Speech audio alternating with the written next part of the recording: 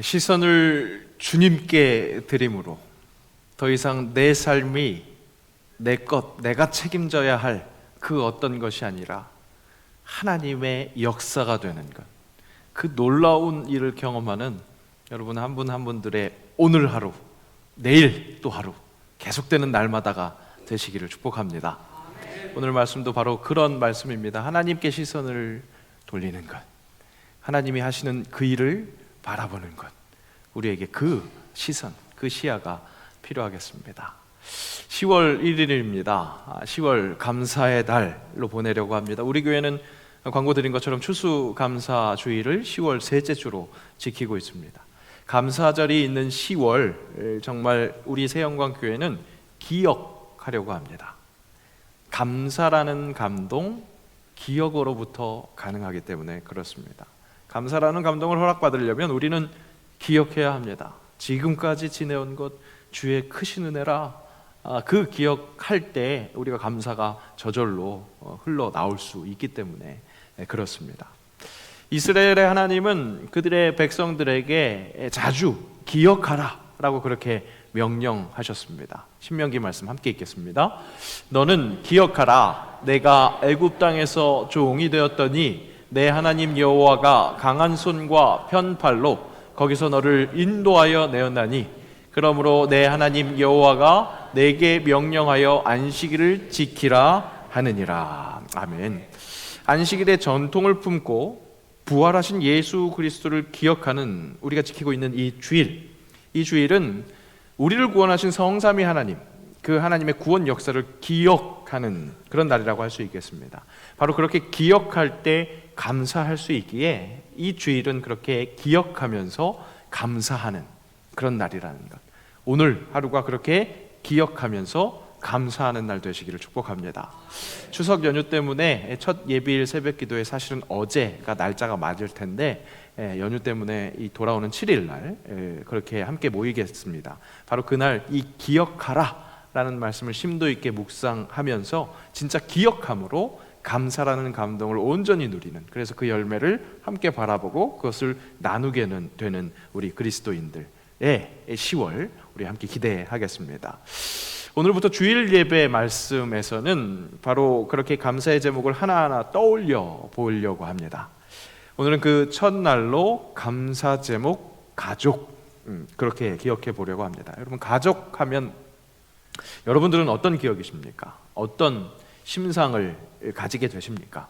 감사로 저절로 그렇게 나오는 분들 계실 수 있겠습니다. 가족하면요, 역시 가장 사랑하는 사람들이고 소중하고 또 생각만 해도 눈물이 났고 감사 제목으로 마땅합니다. 그렇게 응답하실 분들이 계실 겁니다. 하지만 모두 그렇지는 않겠죠. 어떤 분들은 가족이 감사 제목이라는 것에 동의할 수 없다라는 분들이 있을 수 있고, 그 정도를 넘어서 오히려 가족에게 받은 상처가 있어서 신앙의 장애물이 될 수 있고 은혜의 장애물이다, 그렇게 말할 분들도 계시겠습니다. 하나님은 왜 나에게 이런 가족을 주셔서 이렇게 마음속에 쓴 뿌리를 허락하시는가, 그런 의문을 풀지 못하시는 분들도 계실 수 있습니다. 제가 자주 이런 표현을 하죠. 우리 교회는 마치 지긋지긋한 집구석과 같다고. 지지고 볶는 그런 집, 가정, 그런 가족과 같은 것이 사실 우리 교회의 모습이라고, 약간은 애교 섞인 그런 표현으로 바로 그것이 사랑의 공동체의 모습이다, 그렇게 말씀드리곤 합니다.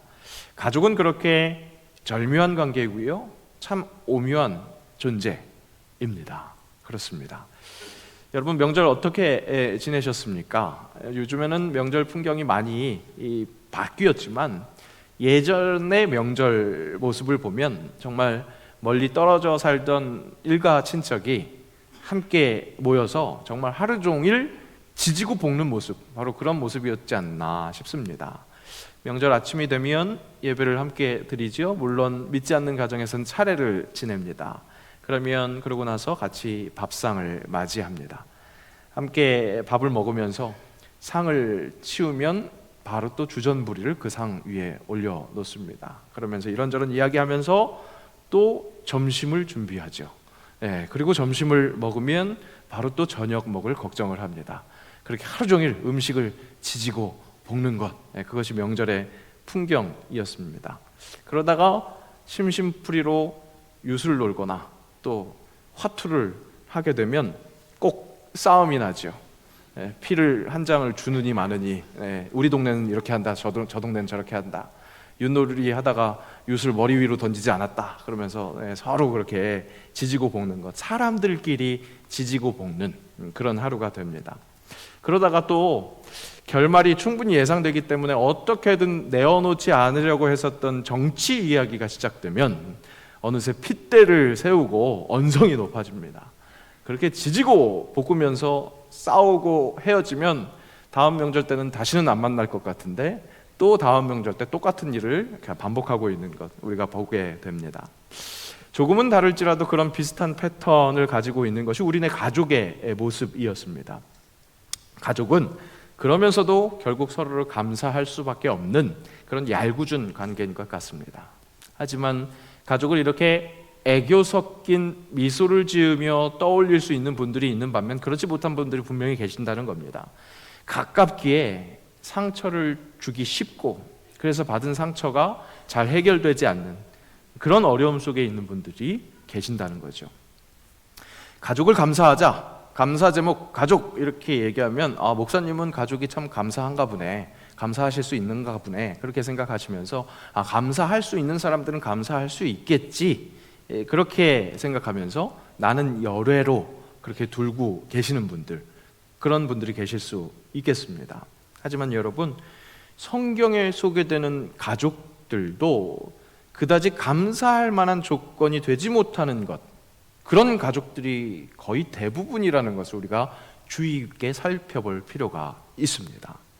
오늘 살펴보는 요셉의 가족들도 결코 감사할 수 없는, 감사 제목이라고 할 수 없는 그런 가족들이었습니다.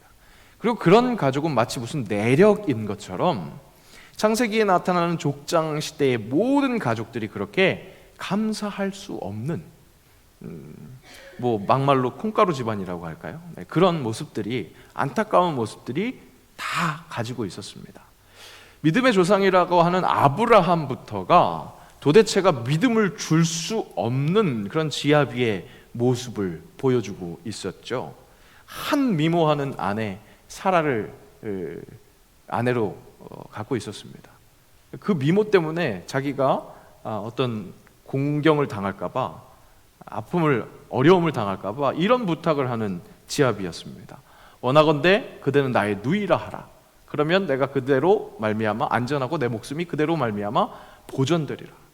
오히려 아내를 지켜줘야 하는 남편이 그 아내로 말미암아 자기가 좀 지킴을 받고 싶어하는, 이 아내가 봤을 때 남편 얼마나 정말로 진짜 감사의 거리는커녕 마음의 근심거리, 진짜 답답한 그런 모습이겠죠. 그런 믿음직하지 못한 남편의 모습, 분명히 사라로서는 감사하지 못할 만한 남편이었는데 그런 아브라함이 100세 될 때까지 자녀를 갖지 못했죠. 그때 100세 될 때야 아들 이삭을 갖게 됩니다. 근데 그 이삭도 그 내력을 또 이어받은 건지 아내 리브가가 임신하지 못함으로 여호와께 간구했다라는 그런 기사가 있습니다. 또 열심히 기도해서 어렵게 낳은 자식들, 쌍둥이 야곱과 에서 형제였습니다. 그런데 이 쌍둥이들은 복중에서부터 경쟁을 합니다. 그러니까 형 에서의 발 뒤꿈치를 잡고 태어났다고 해서 야곱이라 했다, 그렇게 성경은 기록하고 있습니다. 그렇게 복중에서부터 시작된 이 형제들의 경쟁은 어떻게 됐습니까? 장성에서 형 에서는 시장기 때문에 팥죽 한 그릇에 그 장자권을 팔아버리는 그런 실수를 했고, 동생 야곱은 그것을 계속 시시탐탐하고 있다가 장자 축복권마저도 아버지를 속여가면서 그 장자 축복권을 이렇게 가로채는 그런 일을 벌임으로써 형제가 완전히 틀어지게 되는, 관계가 틀어지게 되는 그런 모습을 보게 됩니다. 결국 함께 살지 못하고 야곱은 형 에서를 떠나서 바단 아람으로 도망을 가죠. 이 형제가 연합하지 못했었던 것은 이 당사자들의 욕심, 경쟁, 그런 것뿐만이 아니었습니다. 이 가정의 문제였습니다. 부모의 편애가 있었습니다. 창세기 25장 28절은 이렇게 기록하죠. 이삭은 에서가 사냥한 고기를 좋아하므로 그를 사랑하고 리브가는 야곱을 사랑하였더라. 그러니까 부모가 이렇게 크로스돼서 아이를 편애한 거예요. 그런 부족한 부모의 모습 때문에 가정이 둘로 나누어져 있었기 때문에 이 형제들 간에 이 화합하지 못하는 것은 형제들만의 문제가 아니라 가정 전체의 모습이었던 것이죠. 이런 내력을 야곱을 통해서 더욱 복잡하게 유전이 됩니다. 왜 굳이 그런 게 유전이 되는지, 형을 피해서 외삼촌 라반의 집에서 이 삼촌의 딸들과 결혼을 하게 된 야곱이었습니다. 삼촌의 딸들 레아와 라헬이 있었는데 야곱은 라헬을 사랑했기 때문에 이 라헬을 아내로 삼기를 원했는데 삼촌 라반이 속이고 레아를 먼저 들여보내서 결국 둘 다 아내를 삼게 됐죠. 야곱은 그 속에서도 상처를 입게 됩니다. 조카를 속인 외삼촌, 그런 가족이었던 것이죠. 가족 안에서 그 상처가 있었습니다. 어찌됐든 자녀를 낳게 되는, 그 아내들을 통해서 자녀를 낳게 되는 과정 속에서 이 라헬과 레아의 몸종 빌하와 실바까지 동원돼서 4명의 어미를 통해서 12명의 아들을 보게 됩니다. 야곱은 그런 가족을 갖게 됐죠. 고대에서 이 다사는 축복이었지만 이 이스라엘 12지파의 이 구성, 그것을 보면 화목하기 어려운 구조였다는 것 우리가 알 수 있습니다. 그렇기에 시편 133편에 보라, 형제가 연합하여 동거함이 어찌 그리 선하고 아름다운고, 이렇게 찬양한 것은 그때 이야기하는 형제는 충분히 연합하기 쉬운 그런 상대들이 아니라 연합하기 참 어려운 그런 형제들인데, 그 형제들이 연합한 것이 참 보기 좋더라, 정말 아름답더라, 그렇게 찬양한 겁니다. 그러니까 여러분, 성경에 나타나는 이런 형제, 우리는 형제자매를 사랑합니다 이렇게 이야기를 하지만 실은 성경에 나타나는 형제 자체가 그렇게 사랑하기 어려운, 오히려 경쟁할 만한 그런 상대였다는 것이죠. 하여튼 야곱은 자신이 경험했던 그 부모의 편애를 물려줍니다. 그 화목하지 못했었던 그 가정의 환경만 물려준 게 아니라 그 부족한 부모의 편애를 물려주는 거죠. 자신이 사랑했던 라헬이 낳은 11번째 아들이었던 요셉을 대놓고 더 좋아하는, 편애하는 것. 아버지의 마음속에 저기 어디 깊숙한 곳에 이렇게 조심히 이렇게 감추고 있었던 게 아니라 대놓고 알록달록하게 색칠하는 것을 볼 수 있습니다. 요셉은 노년에 얻은 아들이므로 이스라엘이, 여기서 이야기하는 이스라엘은 야곱이죠, 여러 아들들보다 그를 더 사랑함으로 그를 위하여 채색옷을 지었더니, 이 채색옷을 입혀준 것은 그 고대에 아주 특별하게 대우했었던 이 장자들에게나 있을 수 있는 그런 특권이었는데, 그런 특권을 11번째 아들인 요셉이 누렸으니까 그 꼴을 보고 있는 형들의 마음은 얼마나 답답했겠습니까? 시기 질투가 넘쳐 흐를 수밖에 없는 것이었습니다. 그런 상황 속에서도 또 요셉도 또 망아지처럼 굽니다. 채색옷을 입고 활보를 하고 다니고, 또 아버지에게 형들의 그 잘못을 고자질하기도 하고요, 형들 속을 뒤집어 놓을 수 있는 그런 꿈의 이야기들을 하면서 결국 형들로 하여금 저 눈의 가시를 내가 어떻게 언제 혼쭐 낼까, 그런 기회를 엿보게 하는 그런 일들을 했습니다. 하루는 아버지 야곱이 요셉에게 형들이 양을 제대로 치는지 한번 돌아보고 오라, 그렇게 보냅니다. 여기에도 아버지가 이 요셉의 형들을 믿지 못하는 그런 모습들을 우리가 발견할 수 있습니다. 요셉에게 순찰하고 오라고 하는 거죠.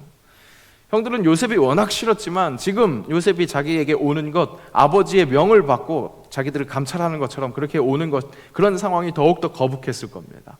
즉, 꼴보기 싫은 동생, 그리고 정말 우리를 탐탁지 않게 여기는 아버지의 그런 시선, 모든 것들이 가족으로 받은 상처였다는 거죠. 여러분, 박수는 마주쳐야 소리가 납니다. 실은 이때쯤 되면 여러분들이 많이 조실 것 같아서 잠을 깨려고 했는데 조시는 분이 별로 없어서 효과는 많이 나타나지 않지만 마주쳐야 소리가 나는 거죠. 가족 간의 불화도요, 원인 제공자가 있습니다. 그런데 그 원인 제공에 제대로 악을 악으로 갚아주려고 하는 그 반응이 있기 때문에 불화가 일어나는 거죠. 요셉이 구덩이에 던져진 사건, 그 사건의 전말은 바로 이런 것이었습니다. 형제들도 받은 상처가 있었다는 것. 그렇다면 그 형제들에게 받은 요셉의 상처는 어땠을까요? 요셉의 기억은 어땠을까요?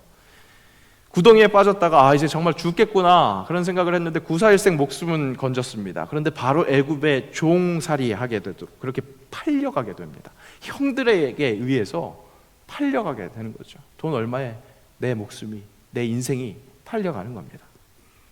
이후 요셉의 삶은 정말 굽이굽이 우여곡절이 많았습니다. 삶에서 좌절의 늪에 빠질 만한 그런 상황이 될 때마다 요셉의 뇌리를 스치는 것은 무엇이었을까요? 형들, 그들이 나를 버리지 않았다면 내가 이런 시련의 과정에 빠지지 않았을 텐데, 아버지 그때 나를 그 형들에게 보내지 않으셨다면 내가 이렇게 고생하지 않을 수 있을 텐데. 가족들이 감사 제목은커녕 마음속 깊이 자리 잡은 그 상처를 준 폭행자들로 기억될 수 있었을 겁니다. 가족들이 하나님의 존재, 하나님이 하시는 그 구원 역사를 가로막는 것 같은 그런 장애물이었을 것이라는 것이죠. 이 자리에 계신 가족을 그렇게 품고 계신 당신의 그 마음과 똑같은 마음이 요셉의 마음속에 있었다는 겁니다. 하지만 꿈의 사람 요셉은 하나님이 허락하신 그 꿈을 통해서 하나님의 조금 더 깊은 뜻, 그것에 집중할 수 있었습니다. 시선이 하나님께 집중될 수 있었던 거죠. 그가 오늘 형들을 포용할 수 있었던 것은요, 형들이 충분히 사랑받을 만한 존재로 변화됐기 때문에 그것 아니었습니다. 오늘 본문에서 형들은 마지막까지 밉상이라면 밉상으로 읽힐 만한 그런 일들을 하고 있습니다. 애굽의 총리 대신이 된 그렇게 나타난 동생, 공포의 대상이죠. 그 동생에게 저지른 범죄가 있었으니까 당연히 그렇게 무서워할 수밖에 없었습니다. 하지만 아버지 야곱이 생존해 있을 때는 그 야곱이 아버지가 가림막이 되어주시기 때문에 믿을 구석이 있었는데, 오늘 창세기 50장의 그 상황은 어떤 상황입니까? 아버지가 돌아가신 겁니다. 이제 믿을 그런 방패막이 없어진 겁니다. 그러니까 근심이 많아진 것. 오늘 본문이 설명하는 형들의 자세는 바로 그런 안절부절이 여실히 드러나는 것을 볼 수 있습니다. 아버지가 돌아가시기 전에 생전에 우리를 잘 봐달라고, 용서하라고 그렇게 이야기했다. 그러니까 당신 아버지의 하나님의 종들인 우리 죄를 용서하셔서, 이렇게 이야기합니다. 아버지를 팝니다. 하나님도 팝니다. 당신 아버지의 하나님의 종, 자신들이 그런 종이라는 겁니다. 그런 우리 죄를 용서하소서, 그렇게 이야기합니다. 정말 이것을 비뚤어진 시각으로 보자면 자신들의 안위를 위해서 있는 것 없는 것 다 끌어다가 애걸하는 그런 모습이라고 그렇게 해석할 수 있습니다. 더군다나 이 형들의 지금 용서 구함을 요셉이 경험했었던 그 아픔, 고통, 그것들을 오버랩 시켜보자면 요셉이 지금 당하고 있는 마음속의 마음은 더 결코 반갑지 않을 수 있습니다. 그런 형들, 지긋지긋한 가족을 보면서, 지긋지긋한 집구석의 가족들을 보면서 요셉은 울었다, 그렇게 말씀을 이야기하고 있습니다. 여기서 요셉이 운 그 마음의 심상, 그것은 무엇이었을까? 그것은 어떤 탁월한 성경학자도 정확하게 예상할 수 없습니다. 요셉만이 알 수 있었겠죠.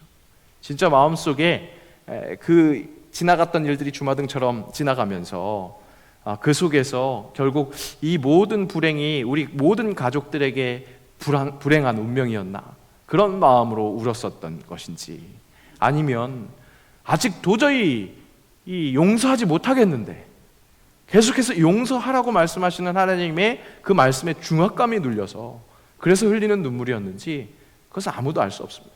나중에 천국 가서 요셉에게 물어봐야 되겠습니다. 다만 이어지는 그의 발언에서 그가 그토록 상처받았던 가족을 감사할 수 있는 이유, 나에게도 그렇게 상처뿐일 수 있는 그 가족이 감사 제목이 될 수 있는 이유를 우리가 확인할 수 있습니다. 19절 20절 함께 읽겠습니다. 요셉이 그들에게 이르되 두려워하지 마소서, 내가 하나님을 대신하리이까.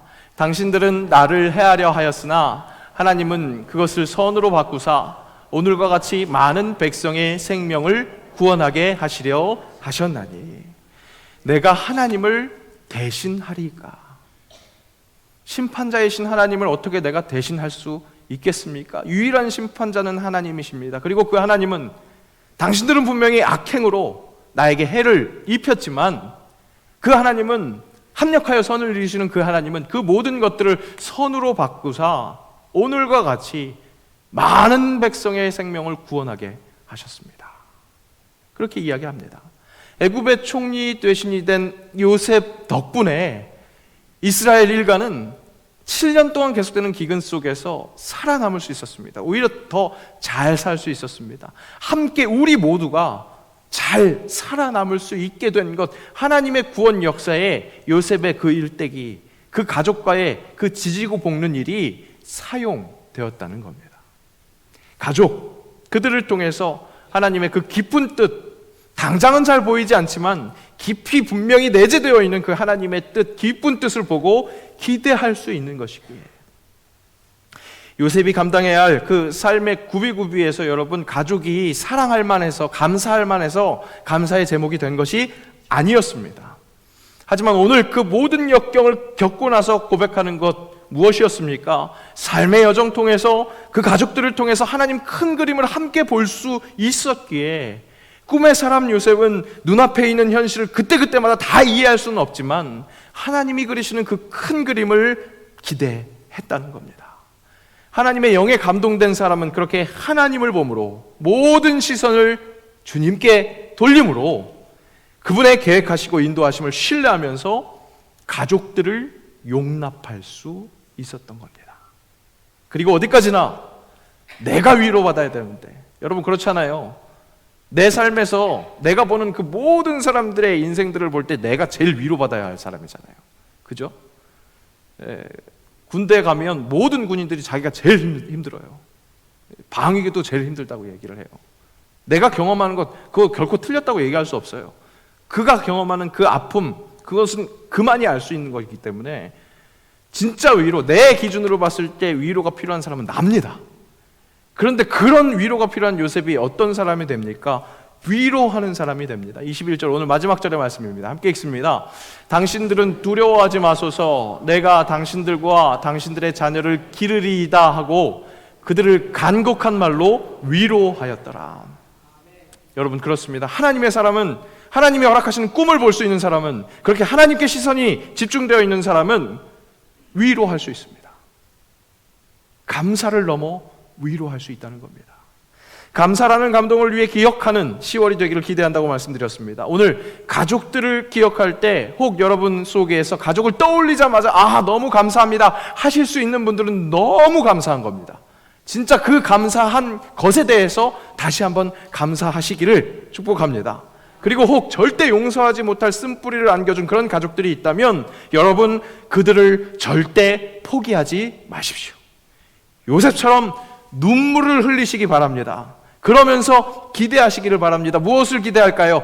그들이 완전히 개가천선해서 내가 사랑하고 감사할 수 있을 만큼 변화되게 되는 것, 그것을 기대하는 것이 아니라 오히려 그 모든 가족과의 관계를 통해서 하나님의 큰 그림을 보게 하실 그 하나님을 기대하는 나를 기대하시기를 축복합니다. 그렇게 내가 포용하고 결국에는 포용하고 감사하는 것을 넘어서 그들을 위로할 수 있는 큰 사람이 될 수 있다는 것, 그 속색인 가족들이 나의 감사의 제목이 될 수 있는 것, 그것을 기대하고 기도하시기를 축복합니다.